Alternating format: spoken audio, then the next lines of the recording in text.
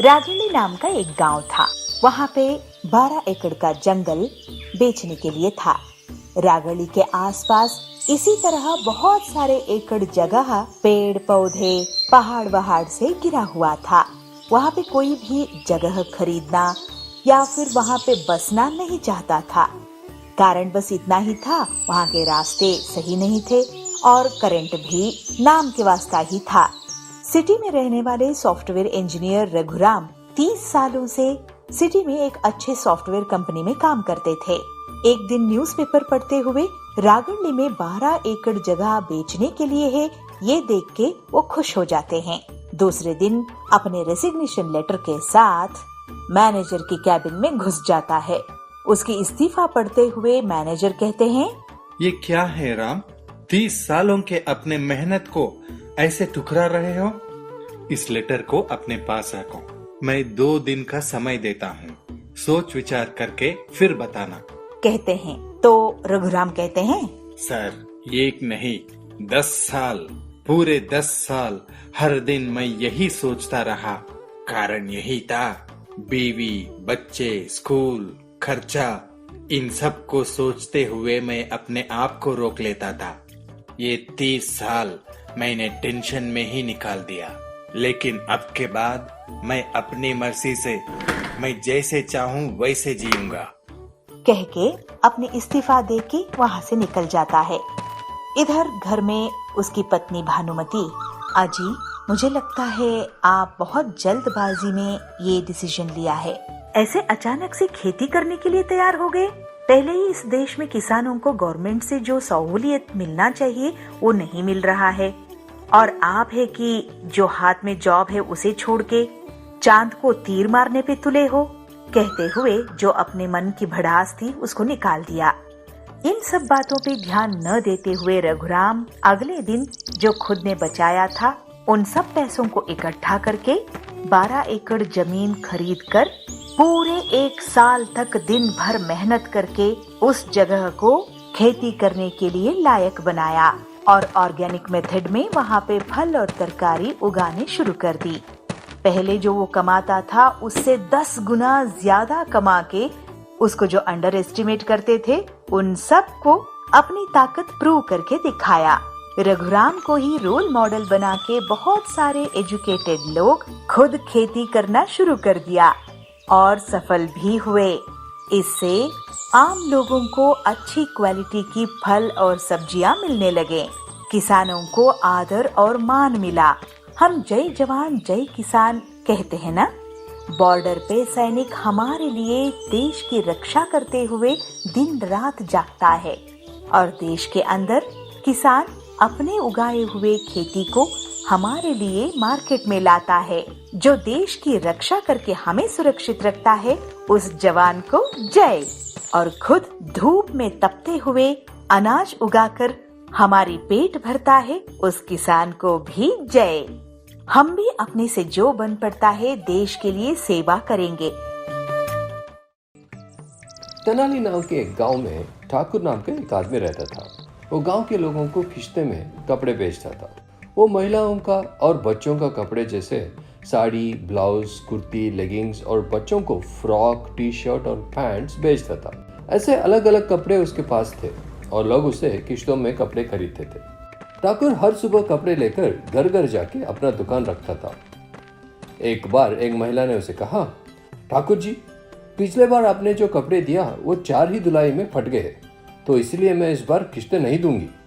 ये बात सुन के ठाकुर ने कहा, ठीक है बहन, मुझे तुम्हारी खुशी से बढ़कर और कुछ नहीं चाहिए, मुझे वो फटा हुआ कपड़े देना।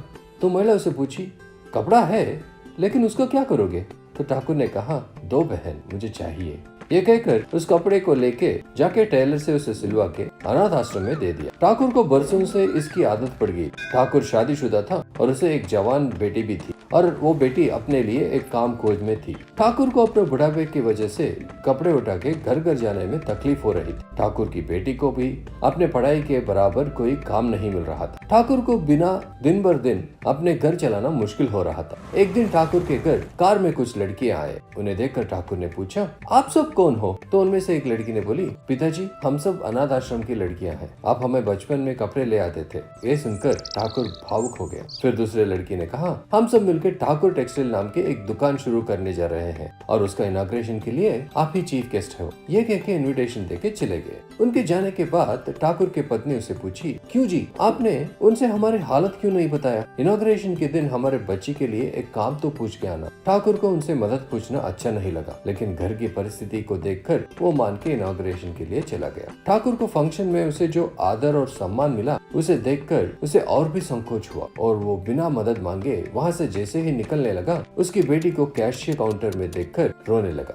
बच्चों, हम जब भी किसी से मदद लेते हैं तो उनका शुक्रगुजार रहना चाहिए और उनकी सहायता कभी नहीं भूलना चाहिए। जामनगर नाम के एक गांव में जावेद नाम का एक लड़का रहता था। जावेद को झूठ बोलने की बहुत बुरी आदत थी। हाई स्कूल पढ़ने वाला जावेद मौका मिलते ही परिस्थिति के अनुसार झूठ बोलने में माहिर था और इसी कारण पूरा गांव उसे झूठा जावेद के नाम से जानता था। एक दिन स्कूल में टीचर ने जावेद से पूछा, अरे ये क्या जावेद, आज भी तुमने होमवर्क नहीं किया है क्या? यह सुनकर जावेद ने कहा, सर जैसे ही मैंने होमवर्क शुरू किया अचानक एक सुंदर सी तितली हवा में उड़ती हुई आई और मेरे बुक पे बैठ गई।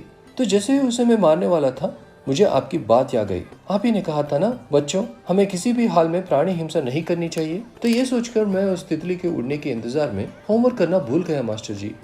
जावेद को झूठ बोलने के साथ साथ दूसरों को परेशान करने में भी बहुत मजा आता था। एक दिन जावेद गांव वालों को मजाक उड़ाने के लिए अपने चेहरे पे लाल रंग लगाकर चिल्लाते हुए गांव के अंदर दौड़ते आया।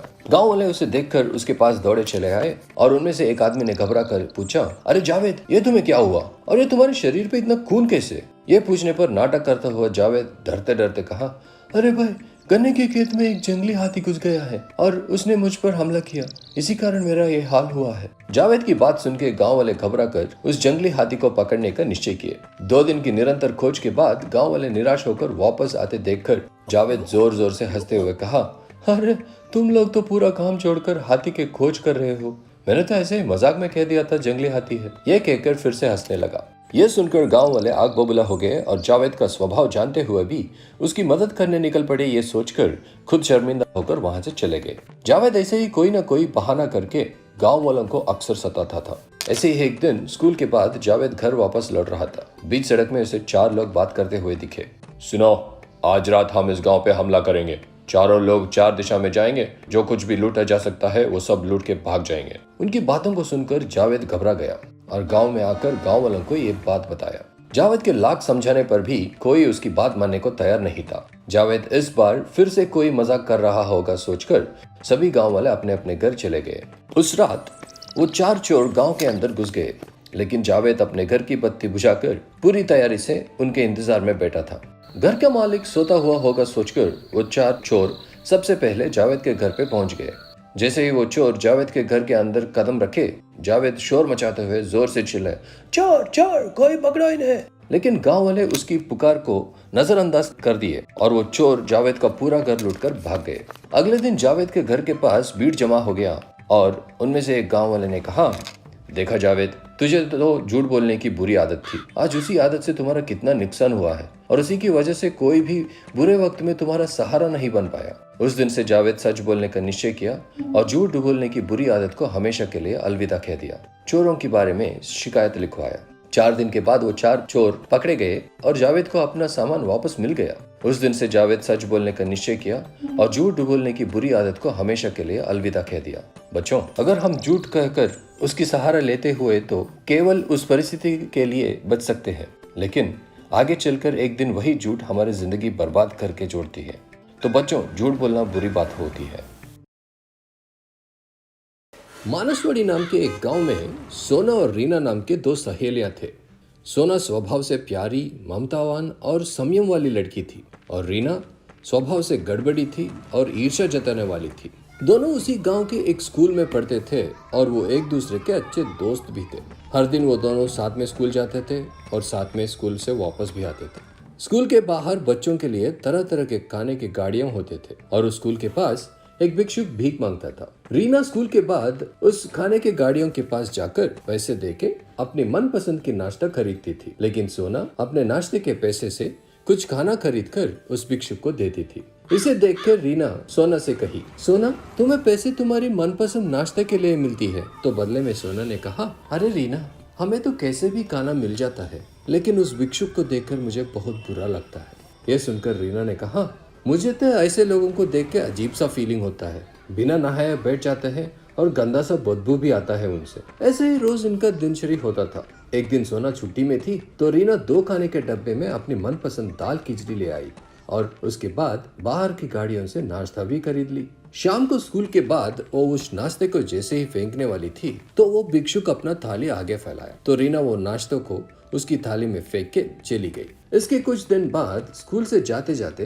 रास्ते में एक गड्ढे में गिर गई। परेशान होकर सोना चिल्लाने लगी, कोई मदद करो, मेरी दोस्त रीना गड्ढे में गिर गई है, प्लीज कोई मेरा मदद करो। ऐसे रास्ते में आने जाने वालों का हाथ जोड़ती रही पर कोई भी मदद के लिए नहीं आया। तो भिक्षुक सोना को रोते हुए देखकर घबराते हुए उसे पूछा, अरे बेटी क्या हुआ? तो सोना बोली, भैया मेरी दोस्त रीना इस गड्ढे में गिर गई है और कोई भी मदद नहीं कर रहा है। इसे सुनते ही वो भिक्षुक तुरंत सोचे बिना एकदम से गड्ढे में छलांग लगा के रीना को ऊपर ले आया। रीना को बेहोश देखकर भाग के उसे अस्पताल लेके गया। हॉस्पिटल में डॉक्टर उसे देखकर कहे, सही समय पे रीना को हॉस्पिटल लाने से वो बच गई। तभी रीना को भिक्षुक उसे बचाना, हॉस्पिटल ले आना, ये सब याद आया। रीना को उसकी बर्ताव, उसकी गालियां और अपनी बुरी हरकतें याद आके रोने लगी। अपने गलती का एहसास होके वो भिक्षुक से माफी मांगी। उस दिन से सोना भिक्षुक के लिए घर से खाना लेके आती थी और रीना उसे पैसे देकर कपड़े, चप्पल और जरूरी चीजें खरीद कर देती थी। बच्चों, हमें कभी भी किसी की वेशभूषा को देख के उसे दोस्ती नहीं करनी चाहिए, हमें उनकी गुण देखकर दोस्ती करना चाहिए।